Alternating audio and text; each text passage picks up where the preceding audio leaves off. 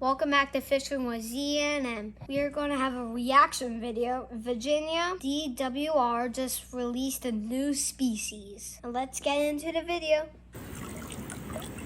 Beautiful saugeye out here on the Appomattox River. Great fish. Ate the swim bait there on a hot pink jig head. Toothy critter, we'll let this one go. Hi, I'm Alex McCrickard. In this video, we're going to highlight the saugeye, a unique species of fish that's a member of the perch family. Saugeye are created by crossing a female walleye with a male sauger. In this video, we're going to highlight how we produce saugeye at our warm water hatcheries, saugeye management, So guys, where we stock saugeye in the state of... So this new fish is part of the perch family. Do you know? If you know what a perch is, comment down below, okay? Virginia. And then finally, we're going to cover tactics and techniques to successfully target these fish with rod and reel. So we're actually lucky today to be joined by Brendan Delbos, State Hatchery Superintendent. Brendan oversees all the aquaculture work at all the DWR hatcheries, both warm and cold water. Brendan, you want to give us a little bit of overview on saugeye and basically how we produce saugeye in our warm water hatcheries? Sure. Alex, saugeye production is probably one of the coolest things we've got going on in our warm water hatchery system right now. It's a great example of collaboration between our agency and Department of Natural Resources in West Virginia. It's also a good example of us refugee into the hatchery, and the result is the creation of diverse fishing opportunities for anglers throughout the state. Saugeye is a cross between a female walleye and a male sauger. Unfortunately, here in Virginia, the populations of sauger are somewhat limited to the Powell and Clinch rivers. And so that was the new fish that got released, and it's in the perch family. in order to create this cross, we work with West Virginia Department of Natural Resources. We travel to the Apple Grove Hatchery in West Virginia, and we work with those biologists in order to collect milt from the male sauger. And in order to do that, What do you think about the fish? Do you think it's cool? Do you think it's not cool? Do you think it's ugly? Do you think it's too scary? we need to be very clean and sterile with our techniques, and we collect the milt before it becomes wet and gets activated. And by storing this milt with a special collection of salts and buffers, we can then put it in the fridge and use it for up to weeks later. So it's a really great way to streamline our operations and produce fish when it's really more convenient for us. He's fishing and he's going to get one of The those. female walleye are typically collected from the Stanton River. Walleye. We'll is the bring new the one. fish into our Vic Thomas hatchery. You just caught one From of there, the the extended milt, we call it, is brought out of the refrigerator, slowly warmed up, and it's mixed with the eggs that are expressed from our female walleye. From there, we gently mix the milt and the eggs together, typically using a turkey feather. And often we'll need to add a substance like bentonite clay in order to keep the eggs from clumping and sticking together. From there, the eggs are moved into a hatching jar, and depending on water temperature, it'll take anywhere from about 2 to 3 weeks for those eggs to hatch. From there, the resulting fry, are then transferred to our culture ponds. Whoa. And again, depending on water temperature, it'll probably They have a huge pond with so much little walleyes, baby walleyes. take us about 6 weeks before we're ready to harvest those fish at about 2 to 3 inches in size.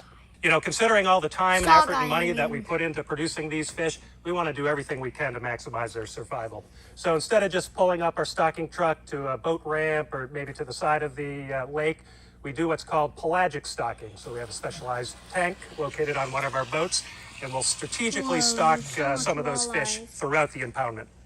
So we're also lucky today to be joined by John Odenkirk, fisheries biologist here at the agency. And John, how long have we been stocking saugeye in Virginia for now? We began stocking saugeyes in Virginia in 2013, so we're almost a decade into this really cool experiment. Yeah, relatively recent, and a lot of the stocking allocations actually go to some of the waters in under your jurisdiction here in Northern Virginia. So Northern Virginia, Yeah. my work area is basically Lake Anna North. Yep. We're stocking here at Lake Brittle, Yep. department-owned Lake lake, Brittle. Lake Orange, which is also department-owned, and Burke Lake in Fairfax. Sure. So those are 3 small impoundments in the Northern Virginia district, and also Lake Anna. Yep. Big lake down south of Fredericksburg that most people know about because it's like killing it right now for a lot of different stuff. Oh yeah, Saugeye's just going to add to that. Saugeye is absolutely adding to that. And then we've got Lake Chesden in the Richmond area, and then a couple lakes down near Tidewater, Little Creek and Whitehurst are both getting Saugeyes. And the idea behind using Saugeyes is this hybrid. When you know, whether you're talking about a hybrid with a striped bass, with a white bass and a pure striper, or hybrid with a Saugeye, using a Sauger and a Walleye, you get an advanced sort of fitness with this hybrid vigor, we call it. You sort of combine the best traits of both species, and maybe in a lot of cases gives them enhanced abilities to tolerate maybe marginal water quality conditions, because you know, we don't have walleye native here, at least not in this part of the state. Down New River, yes, but not here. So maybe the habitat isn't quite right. But when you get that hybrid vigor, the Saugeye, and it's been released in DWR, and we're gonna keep on watching, and we'll see what else is coming up. And they've been releasing them to Burke Lake, Lake Brittle. We need to go to Lake Brittle again without someone falling in. Okay, we're going to pause it now. You get these ability of these fish to tolerate maybe a little bit warmer water, a little bit less oxygen sometimes, maybe a little more turbidity. So habitat, and the consequence of that is what we're seeing now in our data is phenomenal. Yeah. The stocking survival rate that we're seeing is off the charts compared to what we're seeing with walleye. And growth rates. And growth rates are incredible. I mean, we're talking about fish that aren't even a year old, one growing season. Yeah. We call them a 0+. Yeah. Not even 1 year old, and they're over 12 inches long. Yeah. And it's like, holy, what is happening here? Yeah. And in less than 2 years, good, right? 1+ fish, they're not even to their second birthday yet, are almost 18-inch legal. Yeah. Which is, you know, and the fish are fat, and they're just beautiful looking fish with these markings on them, like, you know, they look like they're submarine camouflage, with these big saddle splotches, and some of the traits, the beautiful golds Sauger and the traits, hues, the Sauger traits, and the walleye, some of the tips on the fins, you get that white tip. It's just really cool fish. I mean, glad to be able to have these for our anglers. Yeah, and from a management perspective, they're really advantageous for us for those reasons, like you said. Yeah. Doing better in slightly warmer water conditions, slightly more turbid, maybe slightly more productive systems where the walleye might not perform quite as well. Saugeye are a great option for us from a management perspective. And from a fishing perspective, they're a blast to fish for. Right. A lot of the tactics that you would utilize are actually similar tactics to targeting walleye. Beautiful fall day out here, and we've got a little Saugeye, first one of the day.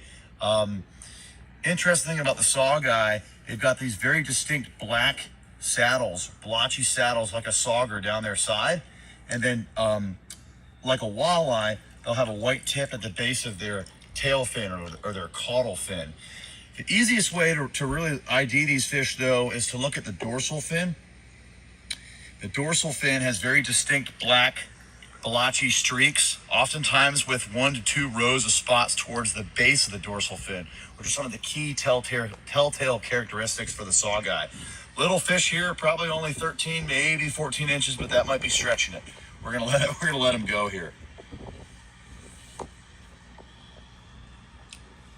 When you're fishing for Saugeye, the tactics and techniques can vary depending on the time of the year, the body of water that you're on, the water conditions, and the weather conditions. But typically, if you're fishing with artificial lures, you want to use lures that mimic the natural forage fish that are there. Swim baits are always going to work well, whether you're on rivers or lakes. I like to use bright jig heads sometimes to attract the fish in. Chartreuse and bright pinks can work really well. These are good traditional walleye colors as well. And then I like to use swim baits that are going to imitate the natural forage fish that are there. So a lot of times, gray and white, silver and white, 3.5-inch swim bait on an 1/8-ounce jig head is going to be a good imitator of a blueback herring, a gizzard shad, etc. Hard baits work really well too when you're fishing for Saugeye. Crankbaits work really well, in addition to jerk baits. Fishing these in the right conditions, off of points, particularly on lake systems, can work really well if you're fishing for suspended fish in the water column. So I hope later today we'll go to Walmart and get some jerk Another baits. good tactic for fishing for Saugeye, if you're marking fish in deep water, is to jig on them vertically with a blade bait. That can work really well, particularly in the summer, if the fish are pinched above the thermocline in deep water. Anglers can also consider fishing live bait, such as shiners, minnows, or night crawlers fished under a float or along the bottom to target saugeye. During certain times of the year, you can also be successful targeting saugeye and walleye with a fly rod. I've been taking a few on the fly before, and basically what you want to do is utilize streamers, typically with a 10-foot 6 weight or a 10-foot 7 weight, usually a 250 grain full sinking line, whether you're on a river, like the Appomattox, or if you're fishing a lake system. And then again, typically flies that are going to be tan and white, gray and white, or all white to mimic those natural forage fish. I like Clousers and half. They've always... So when we go to Lake Brittle, I hope we get on a boat and get a vest for Madison and me and Daddy. And we will, and then I hope Dad brings his fly rod where he can try some fly fishing. And maybe we'll catch some saugeyes. We have to go there spring or summer or fall. That might be best because we might catch like 1 million of them or so. So let's keep on really hearing. Well for me in that scenario. Thanks for tuning into this video. Hopefully you learned a little bit more about saugeye, how we produce them at our warm water hatcheries, the benefits of saugeye from a management perspective, and then how to catch them with rod and reel. Comment below, let us know what questions you have about fishing for saugeye in Virginia. We'll see you on the water. Okay, so it's over.